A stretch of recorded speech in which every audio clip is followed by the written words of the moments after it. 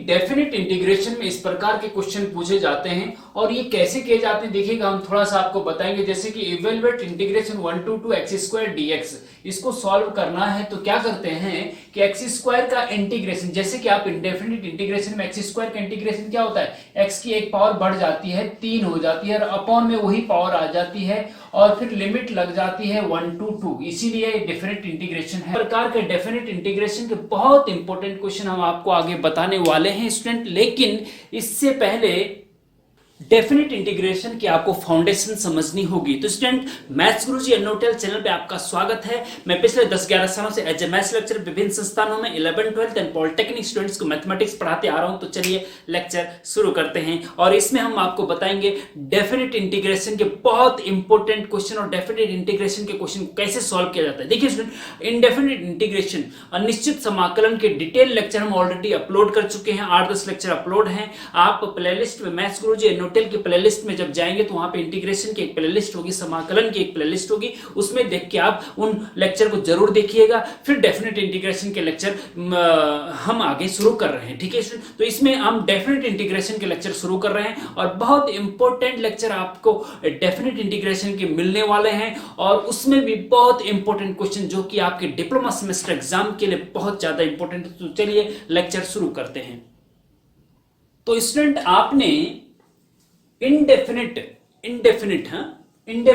Integration अनिश्चित समाकलन जो हम पहले पढ़ा चुके हैं उसमें आपने पढ़ा होगा, हमने उसमें बताया है, उस डिटेल लेक्चर को जरूर देख लीजिएगा स्टूडेंट। उसमें हमने बताया है कि इंटीग्रेशन fx dx का जब इंटीग्रेशन करते हैं तो जो fx का जो फंक्शन है उसका इंटीग्रेशन मान लीजिए कैपिटल fx है तो हम कैपिटल fx लिखते हैं और प्लस c अपनी तरफ से आर्बिट्री कांस्टेंट, इसको कांस्टेंट बोलते हैं, वो सी अपनी तरफ से लगाते हैं अनिश्चित समाकलन में। ध्यान दीजिएगा, अगर नहीं पढ़े हैं तो उनको जरूर पढ़ लीजिए पहले, तब जाके यहां पे आइए। तो ये इस प्रकार से उसका इंटीग्रेशन होता है, लेकिन इसको कहते हैं इनडेफिनिट इंटीग्रेशन। जब इसमें लोअर लिमिट और अपर लिमिट नहीं होती है ना तो उसको कहते हैं अनिश्चित समाकलन या इनडेफिनिट इंटीग्रेशन। लेकिन अगर इसमें लिमिट लगा दे, लिमिट जो है a to b कर दें और ये fx dx है, ठीक है। अब ये जब लिमिट लग जाती है ना, इसको लोअर लिमिट बोलते हैं, इसको अपर लिमिट बोलते हैं। Limit integration limit a to b fx dx, ऐसा इसको पढ़ते हैं डेफिनिट इंटीग्रेशन, राइट। जब भी लोअर लिमिट और अपर लिमिट दे रखी होगी इंटीग्रेशन में तो समझो कि वो डेफिनिट इंटीग्रेशन का निश्चित समाकलन का क्वेश्चन है, राइट। अब देखिए, अब इंटीग्रेशन सिंपल ऐसा ही करना है जैसे कि इनडेफिनिट इंटीग्रेशन का करते थे। इस fx का इंटीग्रेशन क्या था, कैपिटल fx था, तो वो लिख दीजिए fx का इंटीग्रेशन कैपिटल fx और प्लस c तो अपनी तरफ से लिखते थे। और एक्स्ट्रा डेफिनेट इंटीग्रेशन में एक्स्ट्रा, देखिए इंटीग्रेशन तो सेम ऐसा ही हुआ इसका जैसे कि अनिश्चित समाकलन में था, ऐसे ही निश्चित समाकलन में हुआ। लेकिन निश्चित समाकलन में अंतर क्या है, लिमिट a to b जो है ना वो यहाँ पे लग जाती है, जो इंटीग्रेशन करने के बाद आता है उसमें हम लोअर लिमिट यहाँ लिखते हैं और अपर लिमिट यहाँ पे लिख देते हैं, राइट। अब एक बार इस पूरे फंक्शन में, क्योंकि ये जो फंक्शन है वो x के पदों में है, हो सकता है फंक्शन t के पदों में हो या y के पदों में, वो अलग बात है। अभी फंक्शन x के पदों में है, x में है ना, तो एक बार अपर लिमिट रखते हैं फंक्शन में, मतलब इसका होता है कि x जहां पे होगा, फंक्शन में x जहां पे होगा वहां पे एक बार b रखेंगे, फिर बीच में माइनस का चिन्ह लगाएंगे और फिर लोअर लिमिट रखेंगे x की जगह पे। तो उसको सॉल्व करके जो आता है वो आपका डेफिनेट इंटीग्रेशन का आंसर होता है। ध्यान देंगे, देखिए कैसे करेंगे, देखिएगा। एक बार फंक्शन में अपर लिमिट रखेंगे तो मतलब अपर लिमिट का मतलब x की जगह b रखेंगे तो ये हो जाएगा fb प्लस c, ठीक है जी, ये हो गया ना, ये देखिए, राइट। अब बीच में माइनस का चिन्ह लगाते हैं, बीच में माइनस का चिन्ह लगाते हैं और फिर लोअर लिमिट रखते हैं, f x की जगह पे रखना है fa प्लस c तो अपना है, राइट। अब जब इसमें से इसको माइनस करते हैं, जब ब्रैकेट खोलेंगे तो ये माइनस हो जाएगा और c का भी माइनस हो जाएगा तो c से c कट जाएगा, राइट। तो बचेगा क्या, fb माइनस fa, ये आपका आंसर बचेगा। तो कहने का मतलब ये मैं इसलिए करवाना चाह रहा हूं स्टूडेंट कि डेफिनिट इंटीग्रेशन में सी नहीं भी लिखते हैं जो इंटीग्रेशन करके आता है तो कोई दिक्कत नहीं है, क्योंकि जब लोअर और अपर लिमिट रखते हैं तो सी ऑलरेडी कैंसिल हो जाता है। हर क्वेश्चन में ऐसा होगा, तो हम आगे क्या करेंगे, सी लिखेंगे ही नहीं, सी लिखेंगे ही नहीं। तो हमारा सीधा सीधा अगर integration a to b f x d x है और इसका इंटीग्रेशन अगर कैपिटल एफ एक्स है तो सी नहीं लिखेंगे, सीधे एफ एक्स लिखेंगे और लिमिट रख देंगे ए टू बी और ये हो जाएगा f b minus f a. इस प्रकार से इसको आप याद रख सकते हैं। अब मैं जरा आपको एक एग्जांपल से बताता हूं स्टूडेंट, देखिएगा ध्यान से देखिएगा, हाँ बहुत इंपॉर्टेंट है। देखिए मैं आपको एक एक चीज को बहुत बारीकी से समझाने की बताने की कोशिश करता हूं, जिससे कि आप, कई स्टूडेंट ऐसे हैं भाई आप डिप्लोमा सेमेस्टर एग्जाम तो देने जा रहे हैं, मैथ्स का एग्जाम देने जा रहे हैं, लेकिन बहुत छोटी छोटी चीजें आप लोगों को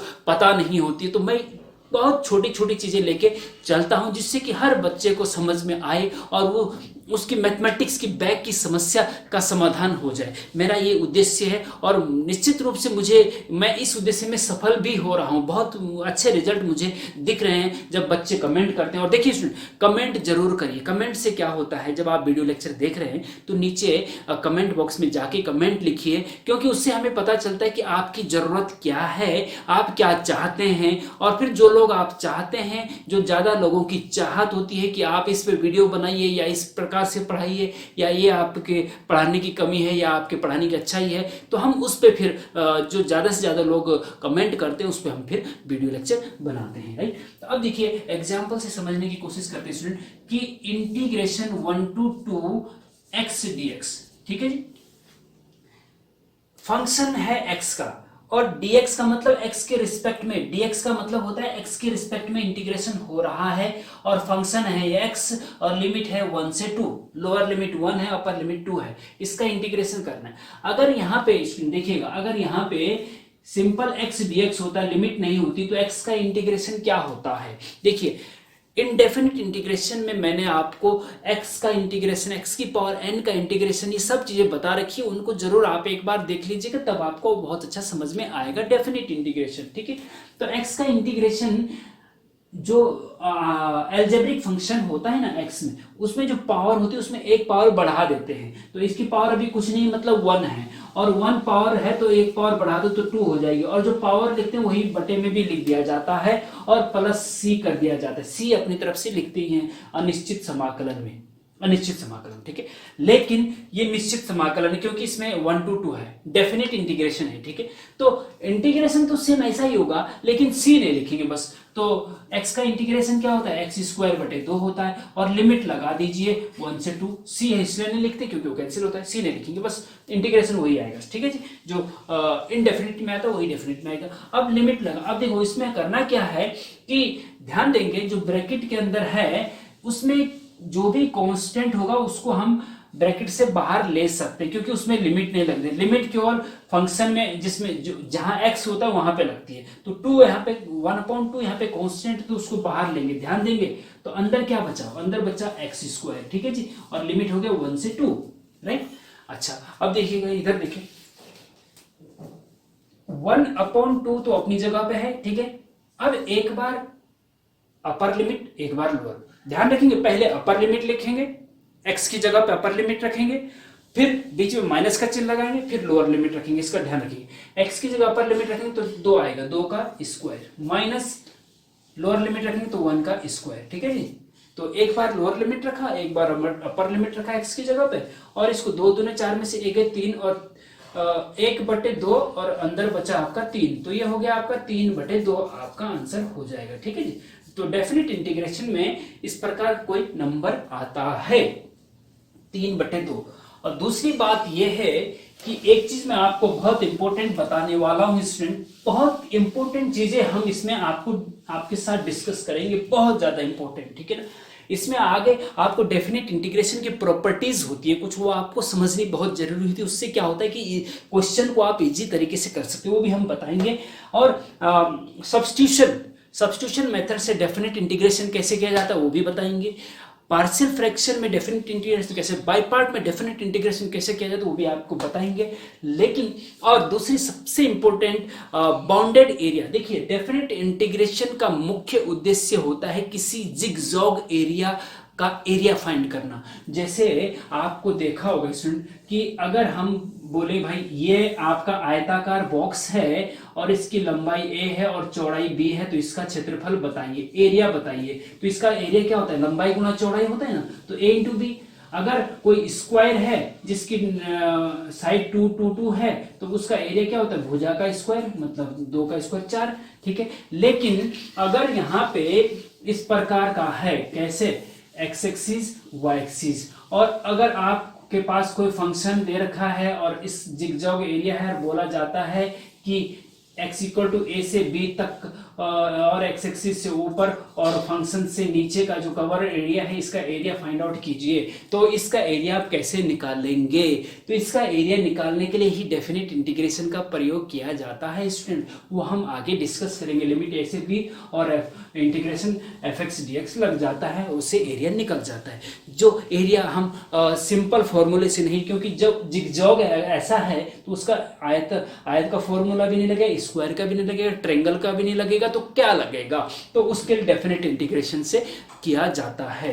अब वो हम आगे बताएंगे। लेकिन जैसे कि मैं बात करूं स्टूडेंट, इस क्वेश्चन को सॉल्व करते समय मुझे ये ध्यान आया कि आप देखेंगे एक्स एक्सिस है, वाई एक्सिस है, आगे हम बताएंगे इसको, लेकिन अभी थोड़ा सा मैं जरा आपको ब्रीफ करना चाहता हूं कि ये 3/2 जो आंसर आया है वो एक्चुअली क्या है, वो एरिया है किसी चीज का, किस चीज का है देखिएगा। हाँ देखिए y is equal to x, function क्या है, फंक्शन है आपका y is equal to x. और स्टूडेंट आपको पता होना चाहिए कि y is equal to x, अगर लाइन आप ड्रॉ करें तो लाइन जो ड्रॉ होती ना, ये x एक्सिस हो गया आपका और ये y axis, y equal to x की लाइन हमेशा y एक्स एक्सिस और y एक्सिस के ठीक बीचों बीच जाती हुई एक लाइन होती है इस प्रकार से, ये है आपकी y is equal to x, ठीक है। और लिमिट है 1 से 2। अब देखो यहाँ पे 0 है, यहाँ पे मान लीजिए 1 है और यहाँ पे मान लीजिए 2 है और यहाँ पे मान लीजिए 3 है, ठीक है जी। अब 1 से लेकर के, ये देखो 1 से लेकर के और 2 तक, ठीक है, ये हो गया, ये है आपका y is equal to x. 1 से लेकर के 2 तक और x एक्सिस और जो फंक्शन आपका y इक्वल टू एक्स है उसके द्वारा घिरे क्षेत्र का क्षेत्रफल निकालो, वही आपका डेफिनेट इंटीग्रेशन का आंसर होता है। तो 3/2। अब इसका जो है देखिएगा स्टूडेंट, ये अब इसका एरिया आप सिंपली निकालिए, ठीक है, इसका एरिया आप सिंपली निकाल सकते हैं। डेफिनेट इंटीग्रेशन से अगर निकालना है तो ये लगाते हैं और ये आपका आंसर आ जाता है, ठीक है जी। लेकिन इसका एरिया निकालो जरा, 3/2 आ रहा है या नहीं आ रहा है ये देखिएगा। हाँ अब देखो इसको हमने इधर मिला दिया, ठीक है जी। तो ये A B C D और ये पॉइंट E ले लो, ठीक है। अब A B C D एक आयताकार हो गया, ठीक है। अब देखो यहां से लेकर के यहां तक की डिस्टेंस क्या है, 1/2 है, ठीक है। अब जब यहां से लेकर यहां तक की 1/2 है, सॉरी, तो स्टूडेंट आपने कक्षा 9th 8th 9th में पढ़ा होगा कि जैसे यहां से यहां तक की डिस्टेंस x बराबर 1 है, ठीक है। जब यहाँ पे तो ये x है तो यहाँ पे भी x बराबर 1 होगा, और जब यहाँ पे x बराबर 1 है तो y बराबर क्या होगा, क्योंकि y इक्वल टू x है तो x की जगह 1 रखे तो y बराबर 1 आएगा। तो कहने का मतलब ये है कि अगर यहाँ से यहाँ तक की डिस्टेंस 1 है तो यहाँ से लेकर a से लेकर d तक की डिस्टेंस भी 1 होगी, और जब d से लेकर a तक की डिस्टेंस 1 तो b से c तक की भी 1 होगी, राइट। अच्छा अब दूसरे देखिए कि अब a से 0 से a तक की डिस्टेंस 1 है और यहाँ से 1 से लेकर b तक की भी 0 से b तक 2 है, तो a से b तक की क्या हो जाएगी, 1 हो जाएगी, 2 में से 1 घटाएंगे 1 हो जाएगी, ठीक है। तो ये 1 1 1 1, तो इसका मतलब ये स्क्वायर है, और ABCD स्क्वायर इसका क्षेत्रफल क्या होगा, 1 का स्क्वायर, भुजा स्क्वायर होता है ना, 1 का स्क्वायर मतलब 1 होता है, ठीक है जी। तो इसका स्क्वायर तो 1 आ गया। अब इसका देखते हैं, ये त्रिभुज है, DCE त्रिभुज है, तो ये तो आपका 1 है, ये तो आपका 1 है, यहाँ से यहाँ तक की डिस्टेंस 1 है। अब ये कितनी है, अब यहाँ से यहाँ तक की अगर 2 है, x बराबर 2 है तो यहाँ पे x 2 है तो y बराबर क्या होगा, क्योंकि y बराबर x है तो y बराबर भी 2 ही होगा, मतलब ये पूरी डिस्टेंस भी 2 होगी। और जब ये 1 है तो ये कितनी बच जाएगी, ये 1 बच जाएगी। तो ये 1 और ये 1 और ये तो छोड़ो। अब त्रिभुज का क्षेत्रफल क्या होता है, 1/2 गुणा आधार गुणा लंब, आधार 1 है और गुणा लंब भी 1 है, तो ये हो जाएगा आपका 1/2। ठीक है जी। तो इसका इस स्क्वायर का क्षेत्रफल तो 1 आया और इसका 1/2 आया, दोनों को जोड़ दो, 1 + 1/2 बराबर 3/2, आपका आंसर आ जाएगा। और यहाँ पे भी 3/2 आया है। मैं केवल इसलिए आपको आगे मैं पूरा डिटेल इसको बताऊंगा, बहुत इंपॉर्टेंट लेक्चर ये होगा स्टूडेंट, लेकिन अभी मैं केवल इसलिए बता रहा हूं कि 3/2 जो यहाँ पे आया है, इसको आप एरिया से भी निकाल सकते हैं डायरेक्ट। इसीलिए इससे सिद्ध होता है कि जो डेफिनेट इंटीग्रेशन है वो एरिया फाइंड करने के लिए प्रयोग किया जाता है। अब देखिए स्टूडेंट, बहुत इंपॉर्टेंट क्वेश्चन नंबर 1 है, इंटीग्रेशन 1 to 5x² dx। मतलब x² फंक्शन है, उसका इंटीग्रेशन फाइंड आउट करना है और लिमिट दे रखी है 1 से 5 तक। ठीक है, इसको बाद में देखेंगे। ये अभी x वाला जैसे बताया ऐसे ही इसमें भी होगा। x की पावर 2 है, एल्जेब्रिक फंक्शन है। जब भी x की पावर n टाइप का कोई फंक्शन होता है उसका इंटीग्रेशन निकालना होता है, तो जो इसकी पावर होती है उसमें एक बढ़ जाता है n+1, और वही अपॉन में भी जो पावर होती है वही अपॉन में भी आती है। ठीक है, तो ये इसका इंटीग्रेशन होता है। यहाँ पे x की पावर 2 है तो क्या हो जाएगा, x की पावर 3/3 हो जाएगा। ठीक है, और लिमिट लगा दो 1 to, ये जैसे हमने इंटीग्रेशन x का बताया था वैसे इसको भी करना है आपको। ये आपके लिए होमवर्क के लिए है, और इसको सॉल्व करके हमें कमेंट में बताइए जरा आपका आंसर क्या है। क्वेश्चन नंबर 2 देखिए, क्वेश्चन नंबर 2 पे चलते हैं student. Integration 1 to 4 1/x dx। ठीक है जी। अच्छा, 1/x dx। अब इसमें क्या है स्टूडेंट, जो ऊपर x² है तो उसका तो आपको पता है इंटीग्रेशन जो है x की पावर 3/a वाला फॉर्मूला उसमें लगता है, लेकिन 1/x में क्या होता है ये आपको पता होना चाहिए।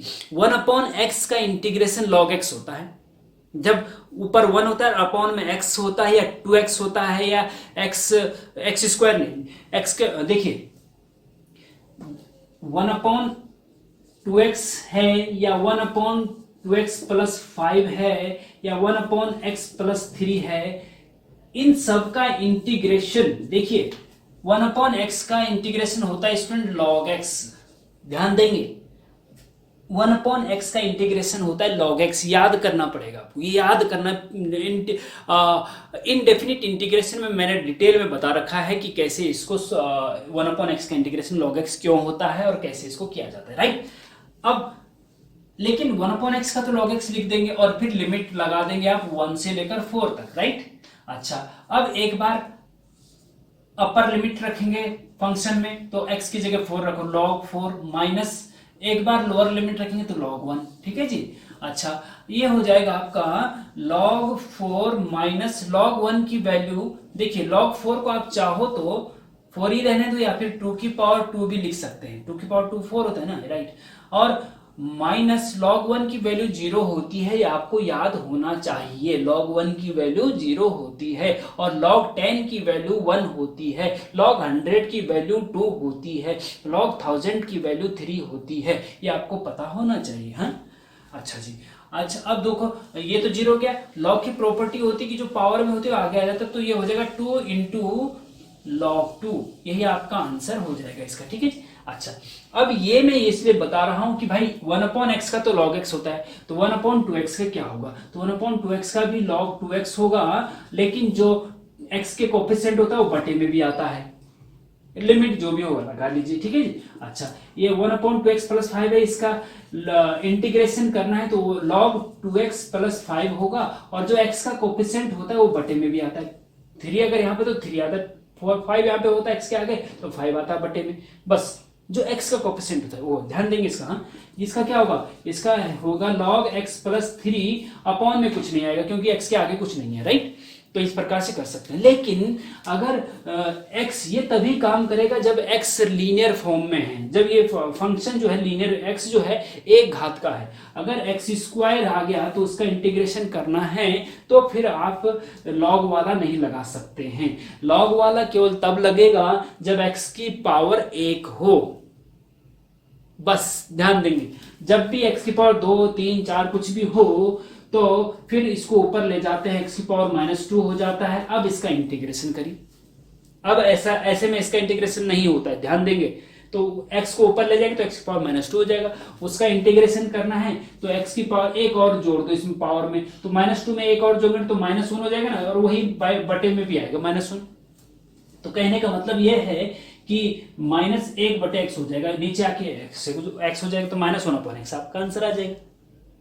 लिमिट जो भी होगी उसी प्रकार से लगा सकते हैं। ध्यान देंगे, वेरी इंपॉर्टेंट बातें बता रहा हूँ। हाँ, ये चीजें मैं इतनी इंपॉर्टेंट चीजें आपको बता रहा हूँ स्टूडेंट, ये आपको मिलेगी नहीं आसानी से, तो इसका आप फायदा उठाइए। और देखिए, और दूसरी चीज ये है कि जरूरतमंद स्टूडेंट जो होते हैं और जो आपके नियर एंड डियर हैं उनको भी इसको शेयर करें, जिससे जिस प्रकार से आप इसका लाभ उठा रहे हैं वो भी तो लाभ उठाएगा। ऐसा ना सोचिए कि अरे उसको पता चल जाएगा वो भी समझ लेगा, नहीं, ऐसा नहीं होना चाहिए। देखो, ऊपर वाले ने सबको सब कुछ दिया हुआ है, जब ऊपर वाला देता है तो इंसान लेता है, ठीक है ना। तो आप जितना देंगे आपको उतना मिलेगा, ये प्रकृति का नियम है, ब्रह्मांड का नियम है कि आप जितना देते हैं उतना आपको मिलता है। तो जितना आप लोगों को शेयर करेंगे परमात्मा आपको खूब देगा, ठीक है स्टूडेंट। तो देखिएगा, अब चलते हैं हम नेक्स्ट क्वेश्चन पे। देखिए question number 3, integration 0 to 1/2x - 3dx। इसका इंटीग्रेशन अभी मैंने आपको बताया है कि जब x की पावर 1 होती है तो log वाला फॉर्मूला लगता है, लिमिट लगा देंगे। ये आपको होमवर्क के लिए है, इसको सॉल्व करके हमें कमेंट में बताइए। Question number 4, integration 0 to π/2 sin x dx। sin x यहाँ पे फंक्शन है, विद रिस्पेक्ट टू x इसका इंटीग्रेशन करना है, लिमिट 0 से π/2 लगा देनी है। अब स्टूडेंट आपको पता होना चाहिए कि sin x का डिफरेंशिएशन cos x होता है। ये देखिए, डिफरेंशिएशन भी आपको पता होना चाहिए और ट्रिग्नोमेट्री की आपको भी जानकारी, ट्रिग्नोमेट्री की भी जानकारी होनी चाहिए। देखिए, मैथमेटिक्स जो है, जितने भी टॉपिक होते हैं एक दूसरे से इंटरलिंक होते हैं, एक दूसरे से जुड़े हुए होते हैं। तो जब आप इंटीग्रेशन पढ़ रहे हैं तो आपको ट्रिग्नोमेट्री का नॉलेज भी होना चाहिए, डिफरेंशिएशन का नॉलेज भी होना चाहिए और अनिश्चित समाकलन, इनडेफिनिट इंटीग्रेशन का नॉलेज भी होना चाहिए। अगर नहीं है स्टूडेंट तो इंटीग्रेशन, अनिश्चित समाकलन का प्लेलिस्ट इससे पहले के लेक्चर आप देख लीजिए। ट्रिग्नोमेट्री के हमने बहुत अच्छे लेक्चर अपलोड करे हुए हैं, उनको एक एक करके देख लीजिए, सीरीज में देख लीजिए। प्रॉपर तरीके से हमने लेक्चर बना रखे हैं, ऐसा नहीं कि 10-15 मिनट का बोला कि सारा ट्रिग्नोमेट्री इसमें आपको समझ में आ जाएगा, ऐसा नहीं होता है। और ऐसे चक्कर में आप पढ़े भी नहीं। लगभग मैंने 8-10 लेक्चर बनाए हैं, 30-40 मिनट के हैं, उनको आपको पढ़ना पड़ेगा, बिना पढ़े तो नहीं होगा, उनको देखना पड़ेगा, पढ़ना पड़ेगा, समझना पड़ेगा, ठीक है, तब आपको ट्रिग्नोमेट्री बहुत अच्छे से समझिए। इसी प्रकार से इंटीग्रेशन भी है, तो आपको पता होना चाहिए कि sin x का डिफरेंशिएशन तो cos x होता है, लेकिन sin x का इंटीग्रेशन क्या होता है? तो sin x का इंटीग्रेशन माइनस cos x होता है। डिफरेंशिएशन तो cos x होता है और इंटीग्रेशन माइनस cos x होता है। तो आपको ये पता होना चाहिए, याद होना चाहिए, है ना। तो sin x का डिफरेंशिएशन क्या होता है? माइनस का cos x, ठीक है जी। और लिमिट लगा दीजिए आप 0 से π/2, ठीक है। अब भाई मैंने प्रैक्टिस करी है, प्रैक्टिस कर करके मुझे याद हो रखा है कि sin x को माइनस cos। ऐसा नहीं कि मेरे को कोई भगवान एक्स्ट्रा दिमाग दे, नहीं, ऐसा कुछ नहीं है। मैंने प्रैक्टिस करी है, practice makes a man perfect, practice करके मैन परफेक्ट बनता है, ठीक है जी। अच्छा, अब देखिए, मैंने कहा कि जब लिमिट लगाने से पहले ब्रैकेट के अंदर का जो भी कांस्टेंट है उनको बाहर ले लीजिए। जो भी कांस्टेंट है, यहाँ पे माइनस कांस्टेंट बाहर है, माइनस का मतलब -1 बाहर ले लिया, माइनस बाहर ले लिया, अंदर क्या बचा? cos x, और लिमिट है 0 से π/2। माइनस बाहर लेने से फायदा ये होगा कि आपको प्लस माइनस में दिक्कत नहीं रहेगी, ठीक है ना। अच्छा, अब एक बार अपर लिमिट, एक बार लोअर लिमिट। अपर लिमिट मतलब x की जगह π/2 रखो तो cos π/2, फिर माइनस का चिन्ह, फिर लोअर लिमिट cos 0, राइट। अच्छा, सॉल्व करिए, माइनस बाहर है ही अपना। cos π/2 की वैल्यू क्या होती है? देखिए, अब फिर वही बात, sin 0 की वैल्यू 0 होती है और cos π/2 की वैल्यू आपकी 0 होती है, ठीक है जी। माइनस cos 0 की वैल्यू 1 होती है। तो ये आपको, मुझे कैसे पता? मैंने ट्रिग्नोमेट्री पढ़ रखी है, मुझे याद है। आपने नहीं पढ़ा है तो ट्रिग्नोमेट्री आपको पढ़नी पड़ेगी, समझना पड़ेगा, तभी मैं, भाई देखिए, ऐसा नहीं है कि कोई जादू है कि मैं cos π/2 की वैल्यू 0 रख दे, ऐसा नहीं है। ये मैं सोच समझ के, ऐसा नहीं कि मैं अपनी तरफ से रख दे रहा हूँ। cos π/2 की वैल्यू 0 ही होती है। क्यों होती है? ट्रिग्नोमेट्री में हमने बता रखा है। तो आपको समझना तो पड़ेगा, देखना तो पड़ेगा, ट्रिग्नोमेट्री भी समझनी पड़ेगी, राइट। हाँ, तो इसकी वैल्यू रखी, तो अब हमने माइनस जीरो का अंदर लेंगे तो जीरो जीरो, तो माइनस को अंदर लेंगे तो प्लस का 1 हो जाएगा, ये आपका 1 आपका आंसर आ जाएगा। ठीक है जी। तो sin x का इंटीग्रेशन 0 से π/2 तक 1 होता है। अब देखिए थोड़ा सा मैं ग्राफ से इसको समझाने की आपको कोशिश करता हूँ, इससे जरा देखिएगा ध्यान से। ये x एक्सिस है और ये आपका y एक्सिस है, और ये पता होना चाहिए आपको sin x का ग्राफ बनाना थोड़ा आपको पता होना चाहिए। ठीक है जी। जरा मैं sin x का मैं बता देता हूँ। ऐसे होता है sin x का ग्राफ, ऐसे होता है, ऐसे होता है, ऐसे आगे भी जाता रहता है। ठीक है जी।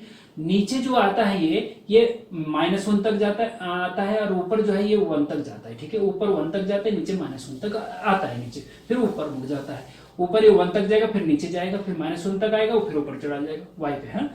अब यहाँ पे तो 0 होता है, और इसके ठीक नीचे यहाँ पे π/2 होता है, 1 π/2, राइट। फिर यहाँ पे 2 π/2, 2 π/2 का मतलब पाई होता है। फिर यहाँ पे इसके ठीक ऊपर यहाँ पे, हाँ, यहाँ पे 3 π/2 होता है, 3 π/2। फिर यहाँ पे 4 π/2, 4 π/2 का मतलब 2 पाई होता है, 4 π/2, 2 से 4 कर 2 पाई है। तो एक देखो समझने का तरीका, हाँ, 0 π/2, 1 π/2, 2 π/2, 3 π/2, 4 π/2। ठीक है जी। तो इस प्रकार से ग्राफ बनाना आप सीख सकते हैं। अब वो कह रहा है कि 0 से लेकर π/2 तक sin x का जो ग्राफ है वो 0 से लेकर π/2 तक जाएगा, 0 से लेकर π/2 तक, तो π/2 तक ये है। ठीक है जी। तो 0 से लेकर π/2 तक sin x द्वारा जो ग्राफ बनाया गया है x एक्सिस के ऊपर वो ये है, और इसका एरिया जब आप कैलकुलेट करेंगे तो 1 आएगा, 1 आएगा। अब जितना ये ऊपर जाता है ऐसे नीचे आता है, तो जितना एरिया है उतना ही एरिया ये वाला भी है, तो ये भी 1 होना चाहिए, और दोनों मिला के कितना होना चाहिए, 1 और 1 2, एरिया 2 होना चाहिए। तो अब इंटीग्रेशन अगर 0 से पाई तक करें, 0 से पाई तक, अभी तक तो हमने sin x का इंटीग्रेशन 0 से π/2 तक किया, अब हम 0 से पाई तक करते हैं जरा, हाँ, और ये आपका sin x है। ठीक है जी। अच्छा देखिएगा, sin x का इंटीग्रेशन अभी हमने बताया माइनस का cos x होता है, और लिमिट लगा दिया आपने 0 से पाई, माइनस बाहर ले लिया, और एक बार अपर लिमिट एक बार लोअर लिमिट, cos पाई रख दिया, और माइनस का cos 0 रख दिया। ठीक है जी, ये हो गया।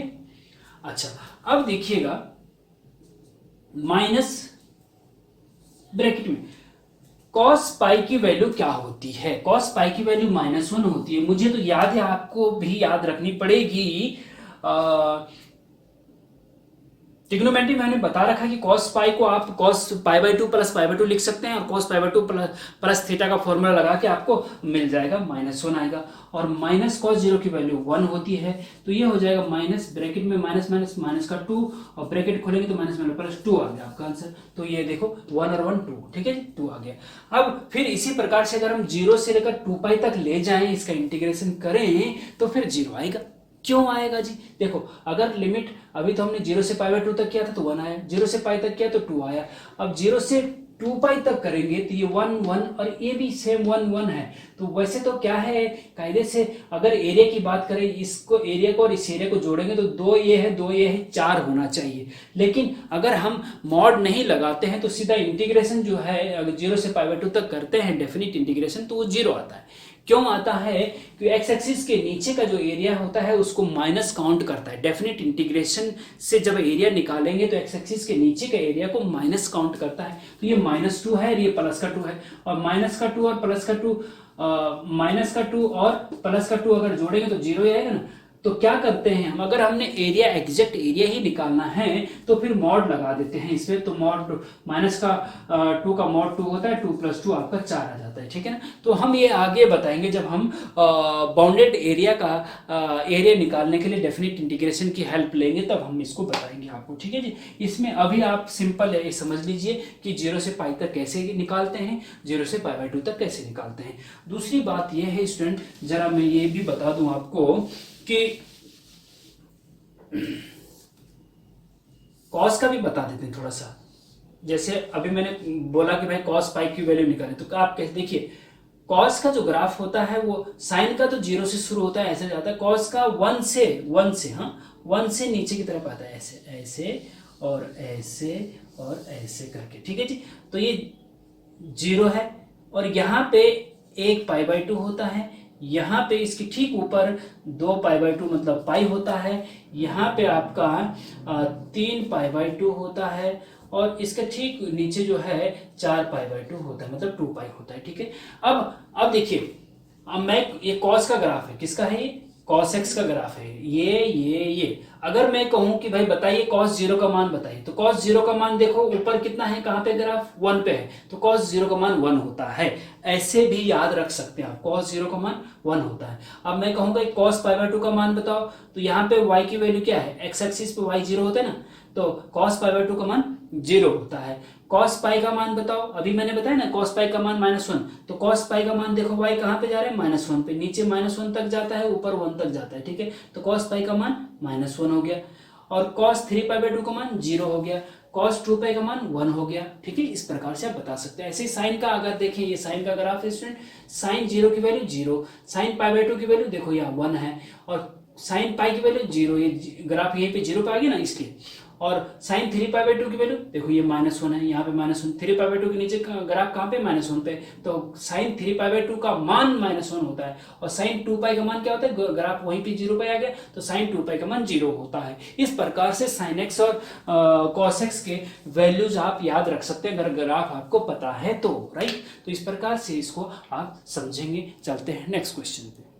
तो डियर स्टूडेंट, अब हम थोड़ा सा देखिए, हम क्वेश्चन का लेवल थोड़ा सा बढ़ाते जा रहे हैं, जैसे जैसे आपकी अंडरस्टैंडिंग बढ़ती जाएगी हम लेवल बढ़ाते जाएंगे। ठीक है, अब क्वेश्चन नंबर 5 में थोड़ा सा लेवल बढ़ जाएगा, थोड़ा सा, ज्यादा नहीं, थोड़ा सा, आगे तो और बड़े बड़े लेवल हैं। देखिए क्वेश्चन नंबर 5 क्या है कि इंटीग्रेशन 0 से π/2 tan स्क्वायर एक्स dx का मान ज्ञात कीजिए। क्वेश्चन नंबर 6 में क्या है, इंटीग्रेशन 0 से π/2 sin स्क्वायर एक्स dx का मान ज्ञात कीजिए। ठीक है जी, अच्छा अब देखिए dx का मतलब x के रिस्पेक्ट में इंटीग्रेशन है, tan स्क्वायर एक्स का इंटीग्रेशन करना है, और लिमिट दे रखी है 0 से π/2। अब tan स्क्वायर एक्स का इंटीग्रेशन क्या होता है वो रख दीजिए और लिमिट लगा दीजिए। लेकिन आपको पता है क्या tan स्क्वायर एक्स का इंटीग्रेशन क्या होता है, नहीं पता ना, तो tan स्क्वायर का डिफरेंशिएशन क्या होता है, 2 आगे लेते हैं, 2 tan x और tan x का डिफरेंशिएशन कर देते हैं।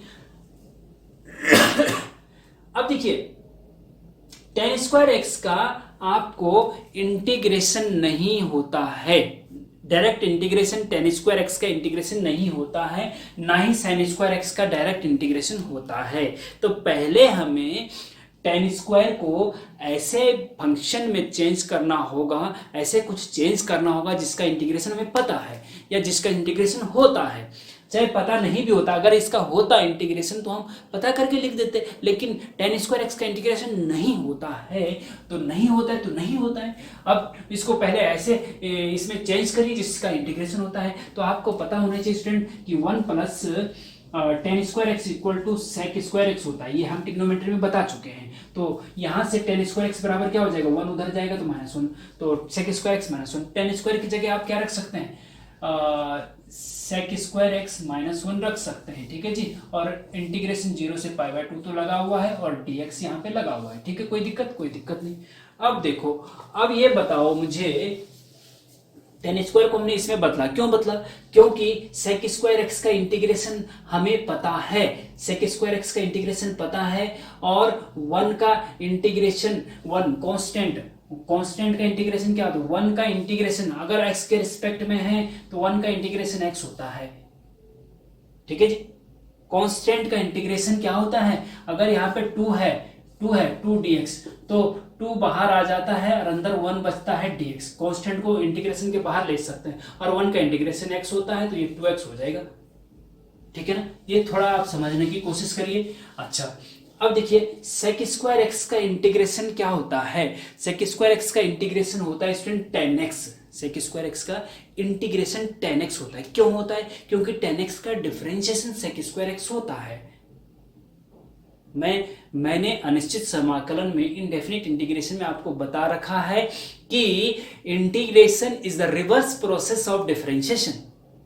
तो जब tan x का डिफरेंशिएशन, देखिए जब tan x का डिफरेंशिएशन मतलब d/dx क्या होता है, जब tan x का डिफरेंशिएशन sec स्क्वायर एक्स होता है, तो sec स्क्वायर एक्स का इंटीग्रेशन जो है tan x होता है। उल्टा, इसका डिफरेंशिएशन अगर ये है तो इसका इंटीग्रेशन ये होता है। उल्टा होता है। तो आपको पता है कि sec स्क्वायर एक्स का इंटीग्रेशन 10x होता है, तो हम लिख देते हैं यहाँ पे 10x। ठीक है जी, हम लिख देते हैं sec स्क्वायर एक्स का इंटीग्रेशन 10x, फिर माइनस का चिन्ह है 1 का इंटीग्रेशन x लिख देते हैं। ठीक है, कांस्टेंट अभी बताया ना, और फिर लिमिट लगा देते हैं 0 से π/2। ठीक है, अच्छा आगे बढ़िए। अब एक बार अपर लिमिट रखो, एक बार लोअर लिमिट रखो, तो पूरे फंक्शन में x की जहां पे भी होगा वहां पे π/2 रखो, तो मतलब 10 π/2 माइनस π/2। कोई दिक्कत? पूरे फंक्शन में x की जगह पे π/2 रख दिया, अपर लिमिट रख दी, फिर बीच में माइनस का चिन्ह होता है, और फिर लोअर लिमिट, ये 0 है, फिर लोअर लिमिट रख दी जाती है tan 0 डिग्री माइनस 0। ठीक है जी, तो ये, और फिर ये बंद हो गया इस प्रकार से। अब देखो ये, अब tan π/2 की वैल्यू क्या होती है? tan π/2 की वैल्यू स्टूडेंट इनफाइनाइट होती है, लेकिन हमने यहाँ पे इनफाइनाइट नहीं, π/2 नहीं रखना चाहिए था। π/2 से इनफाइनाइट की कंडीशन गड़बड़ हो जा रही है ना, π/2 इनफाइनाइट है, पूरा इनफाइनाइट, π/4 है इसमें एक्चुअली, जो क्वेश्चन है उसमें π/4 है, तो इसको π/4 रख दीजिए, क्या दिक्कत आ रही है ना, तो कोई दिक्कत नहीं है, π/4 रख दिया हमने। अब यहाँ पे π/4 आएगा, और यहाँ पे भी π/4 आएगा, यहाँ पे 0 0 आएगा, कोई दिक्कत नहीं। ठीक है जी, अच्छा अब देखो tan π/4 की वैल्यू क्या होती है? 1 होती है, माइनस π/4 एज इट इज रख दो, माइनस, फिर tan 0 की वैल्यू 0 और माइनस 0 पूरा 0 हो जाएगा, और इसको सॉल्व किया तो ये आपका 1 माइनस π/4 आपका आंसर आ जाएगा। ठीक है, इस प्रकार से ये tan स्क्वायर एक्स का इंटीग्रेशन 0 से π/4 करना है तो ऐसा करेंगे, राइट। अच्छा ये तो हो गया। अब देखिए, अब इसको देखिए भाई, इसको कैसे करेंगे? साइन एक्स का इंटीग्रेशन तो पता है कि माइनस कॉस एक्स होता है, लेकिन साइन स्क्वायर एक्स का इंटीग्रेशन क्या होता है? नहीं होता है। सेक स्क्वायर का इंटीग्रेशन होता है, कॉसेक स्क्वायर का होता है, लेकिन उसके अलावा जो 4 और ट्रिग्नोमेट्रिक फंक्शन हैं उनका स्क्वायर में इंटीग्रेशन नहीं होता है। तो साइन स्क्वायर एक्स का इंटीग्रेशन नहीं होता है, तो इसको कुछ ऐसे बदल, जैसे हमने इसको बदला, इसमें बदला तो इनका इंटीग्रेशन पता था, साइन स्क्वायर एक्स को ऐसे बदलिए जिसका इंटीग्रेशन पता है। तो कैसे बदलेंगे? जरा दिमाग लगाइए, वीडियो को पॉज करके थोड़ी देर अपना दिमाग लगाइए, और नहीं समझ में आता है तो हम आगे बता रहे हैं। देखिए, स्क्वायर में साइन का इंटीग्रेशन नहीं होता है, और बिना स्क्वायर के जितने भी ट्रिग्नोमेट्रिक 6 के 6 ट्रिग्नोमेट्रिक फंक्शन उनका इंटीग्रेशन होता है। तो क्या करें बताइए? देखिए स्टूडेंट, अगर आपने ट्रिग्नोमेट्री के लेक्चर हमारे अच्छे से पढ़े हैं, देखे हैं, तो आपको पता होना चाहिए कि हमने उसमें बताया है कि cos 2x का 3 फॉर्मूले इंपॉर्टेंट होते हैं। उसमें एक फॉर्मूला है 1 cos 2x बराबर 1 माइनस 2 साइन स्क्वायर एक्स। ठीक है, बताया हमने, याद है? अगर पढ़ा है तो आपको याद होगा, राइट। एम्प्लाइज, अब देखो 2 साइन स्क्वायर एक्स को उधर ले जाओ, 2 साइन स्क्वायर एक्स बराबर 1 माइनस, ये माइनस का उधर जाएगा प्लस हो गया, 2x इधर आके माइनस का हो जाएगा, तो ये 1 माइनस कॉस 2x हो जाएगा। ठीक है, और इस 2 को बटे में लेके आएंगे तो ये यहाँ पे आ जाएगा, साइन स्क्वायर एक्स बराबर हो जाएगा आपका 1 माइनस कॉस 2x बटे 2। तो साइन स्क्वायर एक्स की जगह ये रख सकते हैं ना, कोई दिक्कत? कोई दिक्कत नहीं जी। 0 से π/2, और चाहो तो जो बटे वाला 2 है ना उसको 1/2 ऐसे ले लो, और 1 माइनस कॉस 2x ले लो, और dx ले लो। ठीक है जी, तो साइन स्क्वायर एक्स की जगह ये पूरा फंक्शन आ गया। अब ये हमने ऐसा क्यों किया? क्योंकि cos 2x का भी इंटीग्रेशन हमें पता है और 1 का भी पता है। अब क्या होता है देखिए, आगे दिखेगा, कांस्टेंट हमेशा इंटीग्रेशन के बाहर ले सकते हैं। 0 से 1/2 बाहर ले लिया, 0 से π/2 हो गया, और अंदर बचा 1 माइनस cos 2x dx। ठीक है जी, अच्छा इज इक्वल टू 1/2 कांस्टेंट है। अब इस फंक्शन का ब्रैकेट के अंदर जो फंक्शन उसका इंटीग्रेशन कर दीजिए। 1 का इंटीग्रेशन x के रिस्पेक्ट में क्या होता है? x होता है, अभी हमने बताया आपको 1 का इंटीग्रेशन x होता है। अगर सिंपल 2 है तो 2 का 2x हो जाएगा, 3 का 3x होगा, 4 का 4x होगा, 5 का 5x होगा। अगर सिंपल कांस्टेंट है तो 1 का x होगा। ठीक है, x का डिफरेंशिएशन 1 होता है और 1 का इंटीग्रेशन x होता है। ठीक है, क्योंकि रिवर्स प्रोसेस है। अच्छा, माइनस अपनी जगह पे cos 2x का, देखिए cos x का जो इंटीग्रेशन होता है ना स्टूडेंट, cos x का जो डिफरेंशिएशन होता है वो माइनस साइन एक्स होता है, लेकिन इंटीग्रेशन साइन एक्स होता है, माइनस नहीं लगता आगे। cos x का इंटीग्रेशन साइन एक्स होता है, लेकिन अगर cos x जो आपका एंगल दे रखा है उसके साथ अगर कुछ है, जैसे मान लीजिए cos 2x है, उसका इंटीग्रेशन sin 2x होगा, और अपॉन में जो x का कोफिशिएंट होगा, x के आगे जो नंबर होगा वो अपॉन में भी आता है। यहाँ x के आगे कुछ नहीं है तो यहाँ अपॉन में कुछ नहीं आया है, x के आगे जो होगा वो अपॉन में भी आएगा। cos 2x का इंटीग्रेशन sin 2x बटे 2 होता है, तो यहाँ पे भी cos 2x का इंटीग्रेशन क्या हो जाएगा, sin 2x बटे 2। ठीक है जी, याद रखेंगे इसको ऐसे तरीके से। अगर sin 3x होता तो sin 3x का इंटीग्रेशन, सॉरी cos 3x का इंटीग्रेशन sin 3x बटे 3 होता। ठीक है, जो cos का कोफिशिएंट होता है, cos के आगे सॉरी x के आगे जो नंबर होता है एंगल में, उसको बटे में भी लिखते हैं, याद रख लेना इसको, बस गांठ मत लेना बस। अब क्यों होता है ये डिटेल हम बता चुके हैं पहले, इंडेफिनिट इंटीग्रेशन में बता चुके हैं इसको। इंडेफिनिट इंटीग्रेशन आप देख लीजिएगा, उसमें हम बता चुके हैं इसको। ठीक है, और सिंपल याद रखना, रट्टा मारना है तो ऐसे रट्टा मार लीजिए, हमने तो रट्टा मार रखा क्योंकि हमें सब पता है आगे कैसे कैसे होता है, तो आपको भी जब सारी चीजें पता होंगी तो आप ऐसे लिख सकते हैं। ठीक है, कोई दिक्कत नहीं। अच्छा, अब लिमिट क्या है, 0 से π/2 है। ठीक, अच्छा अब एक बार इस फंक्शन में अपर लिमिट रखेंगे, मतलब x की जगह पे π/2 रखेंगे, फिर बीच में माइनस का चिन्ह लगाएंगे, फिर लोअर लिमिट रखेंगे, लोअर लिमिट 0 है, x पूरे फंक्शन में x की जगह 0 रखेंगे। कोई दिक्कत नहीं। इज इक्वल टू 1/2 तो बाहर आपका कांस्टेंट है ही, ये देखिए इस पूरे फंक्शन में x की जगह पे π/2 रखो, तो x की जगह पे π/2 माइनस साइन 2x, x की जगह पे π/2 रखेंगे ना तो 2 से 2 कट जाएगा, साइन पाई बचेगा, साइन पाई बटे 2।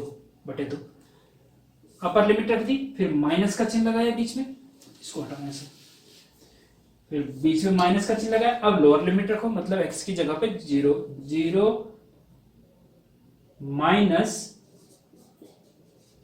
यहां x की जगह 0 रखें, 2 × 0 0 होता है, और बटे 2, और बंद कर दीजिए। Upper limit minus lower limit, right. अच्छा अब आगे देखिए, 1/2 बाहर है, π/2 ही रहेगा, माइनस साइन पाई की वैल्यू क्या होगी।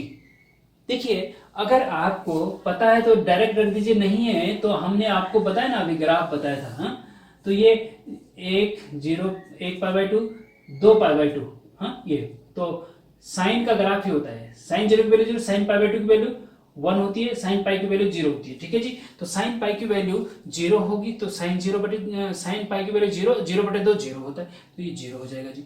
ठीक, कोई दिक्कत नहीं।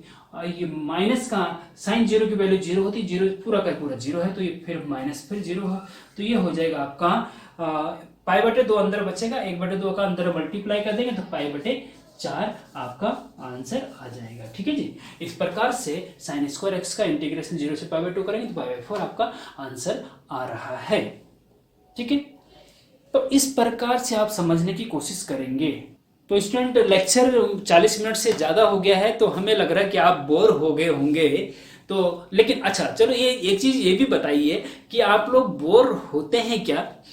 अगर आप देखिए मेरे अनुसार तो अगर आप सीरियसली मैथ्स पढ़ रहे हैं, डिप्लोमा इंजीनियरिंग की मैथ्स पढ़ रहे हैं, आप चाहते हैं कि मैथमेटिक्स के बैक क्लियर हो, या आप चाहते हैं कि मैथ्स में बैक ना आए, सीरियसली अगर हमारे लेक्चर देख रहे हैं तो कहीं और जाने की जरूरत नहीं है, कहीं कुछ और देखने की जरूरत नहीं है।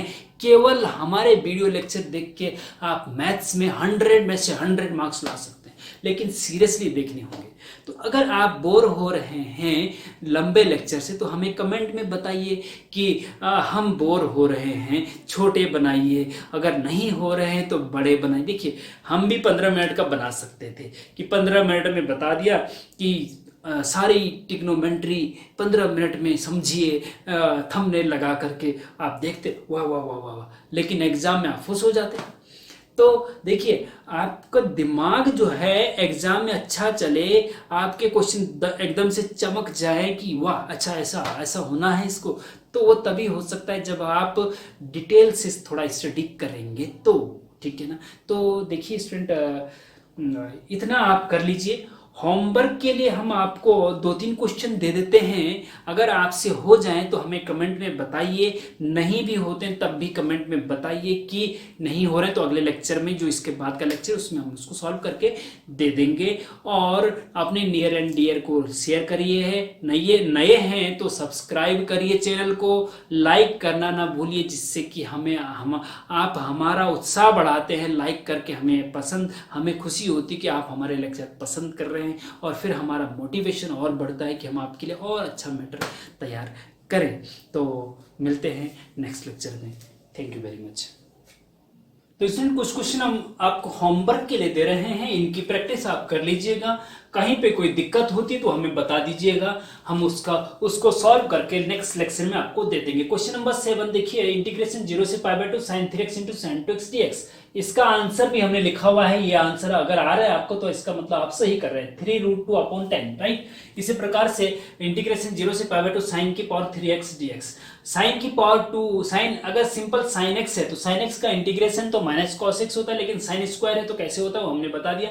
अब साइन की पावर 3x है तो उसका भी डायरेक्ट इंटीग्रेशन नहीं होता, आपको कैसे चेंज करना है देख लीजिएगा। इसी प्रकार से cos की पावर 3x का इंटीग्रेशन करना है, साइन की पावर 4 का इंटीग्रेशन करने के लिए आएगा ये। और फिर क्वेश्चन नंबर 11, इंटीग्रेशन 0 से π/4 √1 + sin 2x। देखिए इसमें तो थोड़ा सा वेरी इंपॉर्टेंट कैटेगरी में है ये, थोड़ा सा इसमें ट्रिक लगेगी, और आई थिंक अगर आप थोड़ा सा सोचेंगे तो बहुत आसानी से इसको सॉल्व, क्योंकि रूट के अंदर कोई भी चीज होती है तो उसका इंटीग्रेशन आसानी से नहीं हो पाता है, तो उसको ऐसे कुछ करना पड़ता है कि रूट हट जाए। तो आप क्या करेंगे जरा हमें बताइएगा कमेंट में, आपने क्या किया इसमें और आंसर आपका 1 आया कि नहीं।